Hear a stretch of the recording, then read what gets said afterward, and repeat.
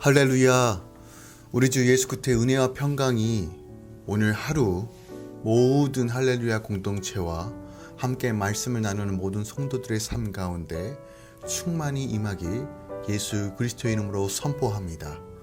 9월 17일 목요일 아침 예배 성삼위 하나님께 올려드립니다. 사도신경으로 우리의 신앙을 고백합니다. 전능하사 천지를 만드신 하나님 아버지를 내가 믿사오며 그 외아들 우리 주 예수 그리스도를 믿사오니 이는 성령으로 잉태하사 동정녀 마리아에게 나시고 본디오 빌라도에게 고난을 받으사 십자가에 못 박혀 죽으시고 장사한 지 사흘 만에 죽은 자 가운데서 다시 살아나시며 하늘에 오르사 전능하신 하나님 우편에 앉아 계시다가 저리로서 산자와 죽은 자를 심판하러 오시리라.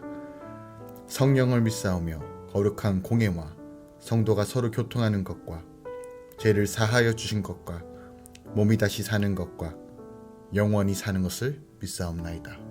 아멘. 오늘 하나님의 말씀은 에스겔 10장 15절부터 22절까지입니다. 에스겔 10장 15절부터 22절까지입니다. 하나님 말씀을 받습니다. 그룹들이 올라가니 그들은 내가 그 발 강가에서 보던 생물이라. 그룹들이 나아갈 때 바퀴도 그 곁에서 나아가고 그룹들이 날개를 들고 땅에서 올라가려 할 때에도 바퀴가 그 곁을 떠나지 아니하며 그들이 서면 이들도 서고 그들이 올라가면 이들도 함께 올라가니 이는 생물의 영이 바퀴 가운데 있음이더라. 여호와의 영광이 성전 문지방을 떠나서 그룹들 위에 머무르니 그룹들이 날개를 들고 내 눈앞에 땅에서 올라가는데 그들이 나갈 때 바퀴도 그 곁에서 함께 하더라. 그들이 여호와의 전으로 들어가는 동문에 머물고 이스라엘의 하나님의 영광이 그 위에 덮였더라. 그것을 내가 그 발 강가에서 보던 이스라엘 하나님 아래에 있던 생물이라. 그들이 그룹인 줄 내가 아리라. 각기 내 얼굴과 내 날개가 있으며 날개 밑에는 사람의 손 형상이 있으니 그 얼굴의 형상은 내가 그 발 강가에서 보던 얼굴이며 그 모양과 그 몸도 그러하여 각기 곧게 앞으로 가더라. 하나님의 말씀입니다. 아멘. 어제 본문에 이어 15절부터 17절은 네 그룹이 에스겔이 소명을 받을 당시에 환상 중에 보았던 바로 그 네 생물과 동일한 존재임을 밝히고 그룹들과 그에 딸린 바퀴들의 일치된 운향에 대하여 보도하고 있습니다. 에스겔이 생물이라고 부르는 그룹들은 이미 1장에서 그가 하나님께 부르심을 받았을 때 본 것들입니다. 바퀴의 모양은 이 땅의 모든 사건을 간섭하시고 주관하시는 하나님의 섭리를 잘 보여주고 있습니다. 또한 바퀴의 일치된 움직임은 단합된 순종의 모습을 보여주고 있으며 바퀴 안에 바퀴가 있어 돌거나 방향을 바꾸지 않아도 어디든지 갈 수 있다라고 표현하고 있어요. 그 이유는 바퀴 안에 있는 생물의 영이 모든 것을 주관하고 그 영에 따라 생물과 바퀴가 움직이기 때문입니다. 오늘 본문이 말씀하시는 것은 바퀴 안에 있는 생물의 영이 모든 것을 주관하는 것처럼 우리 안에 계신 성령님을 전적으로 의지하고 말씀에 순종함으로 모든 성도들이 함께 믿음의 공동체, 성령의 공동체로서 하나님의 뜻에 따라 서기도 하고 가기도 해야 한다는 사실을 가르쳐주고 있는 것입니다. 18절에서 19절에서는 성전 문지방에서 그룹 위로 오르신 여호와의 영광이 성전 동문으로 이동하신 사건을 보여주고 있습니다. 에스겔은 하나님의 마음으로 백성의 패역에 분노하고 또한 선지자로서 백성의 죄악을 보며 그들에게 여호와의 말씀을 선포해야 했습니다. 그는 포로된 백성과 함께 있으면서도 하나님이 보여주는 영광의 임재를 놓치지 않고 계속 바라보고 있었습니다. 그때 에스겔은 하나님의 영광이 성전을 떠나는 것을 보게 됩니다. 더 이상 성전이 여호와의 영광을 담을 수 없는 우상들의 처소로 전락해버렸기 때문입니다. 오늘 본문은 성전이 제 기능을 하지 못할 때, 즉 인간이 주인된 교회, 죄악과 우상들로 가득한 교회와 성전은 하나님께서 떠나신다는 것을 보여주고 있습니다. 또한 성경은 우리가 주님의 몸된 성전이라고 고린도전서 3장 16절에 말하고 있습니다. 즉 우리는 늘 하나님의 임재와 영광이 늘 머물러야 할 곳이라고 말씀하고 있어요.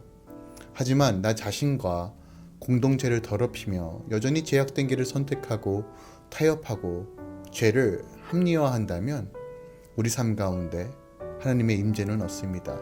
또한 그런 교회에는 하나님의 영광이 없다는 사실을 에스겔 말씀은 선포하고 있습니다. 이 세상에 악이 차고 넘칠수록 성도와 교회는 깨어 하나님의 1인 성전을 온전히 회복해야 합니다. 지금은 어느 때보다 회개할 때요. 지금은 어느 때보다 주의 임재를 더욱 사모할 때입니다. 시편 27편 4절입니다. 내가 여호와께 바라는 한 가지 일 그것을 구하리니 곧 내가 내 평생에 여호와의 집에 살면서 여호와의 아름다움을 바라보며 그의 성전에서 사모하는 그것이라. 다윗이 구했던 한 가지, 바로 하나님의 전에서 하나님의 집에 살면서 여호와의 아름다움을 바라보며 그 성전을 사모하는 이 영성이 회복되어야 할 때입니다. 20절부터 22절은 하나님께서 이동수단으로 삼으신 내 그룹과 그발 강가에서 본 내 생물이 동일한 대상임을 재차 강조한 사실을 보여주고 있습니다. 이것은 어떤 의미를 가지고 있냐면 하나님이 역사에 주관하시고자 이 그룹들을 데리고 분주히 일하시는 모습을 다시 한번 보여주는 것이에요.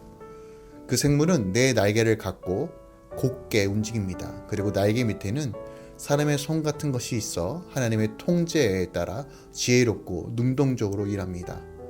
이 생물이 하나님의 명령에 따라 조심스럽게 세밀하게 하나님이 맡겨주신 사역을 감당하고 있음을 보여주고 있어요. 여기서 에스겔이 이처럼 그가 전에 본 내 생물과 내 그룹이 동일한 대상임을 거듭 강조하는 이유가 무엇일까요? 두 가지 측면에서 생각할 수 있는데요. 첫 번째는 그가 전에 본 내 생물의 정체를 확실하게 알지 못하였다가 지금 확실하게 알게 되었기 때문에 언급하는 것이고요.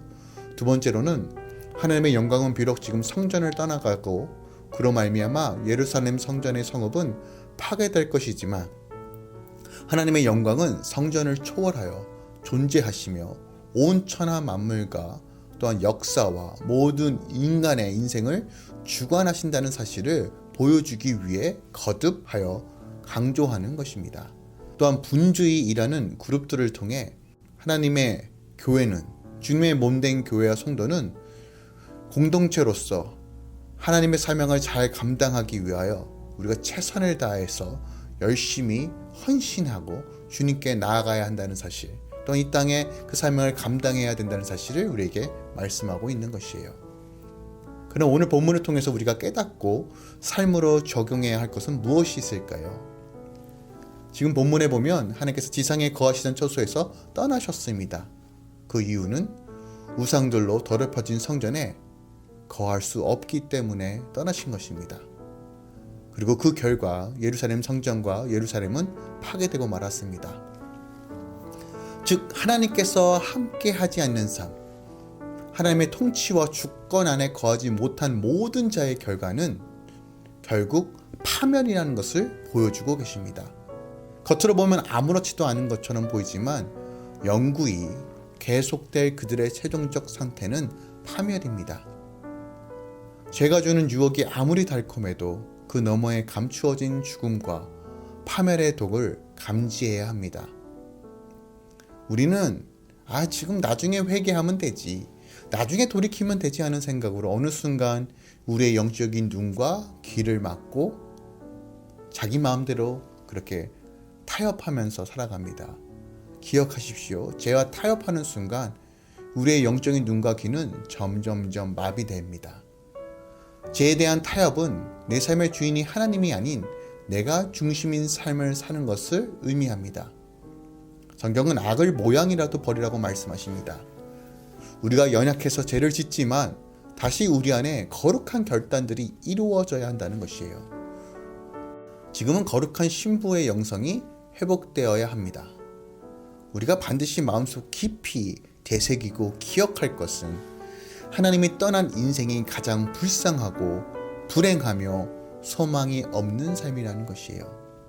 특히 18절에 떠나서라고 번역된 이 히브리어 원어는요, 내부에서 바깥으로 나간다라는 의미를 가지고 있어요. 즉 하나님께서 지성소에서 출발하셔서 하나님의 영광이 성전 문지방을 거쳐 바깥을 동문 쪽으로 향하고 결국 성전과 예루살렘을 완전히 떠나게 될 것임을 보여주고 있는 단어예요.